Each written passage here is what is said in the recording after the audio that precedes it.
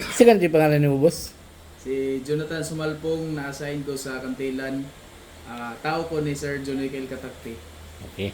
Unsay mga nahibalan nimo, boss, sa sulod sa 7 days na to nga training kay Sir Hardtech?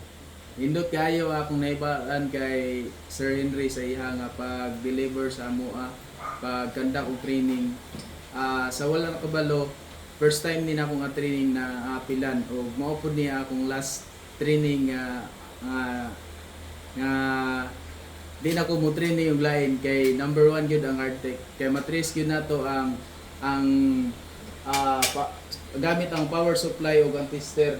Diri gyud nato di ta mawala sa kung asa dapit ang sira o ang naglock nga mga kapasitor kay ngano gina-train ni Sir Henry kung unsa gyud ang purpose sa tester o ang power supply. Combination gyud ni siya. Di gyud ta mawala bisan pag wala tay gitan-aw nga sa diagram di gyud ta mawala kay tungod natay tester o power supply tug-an kung unsay daw.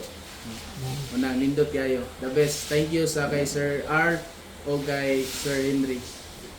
Hardtech number 1 recommended. Yes. Thank you. Thank you, boss.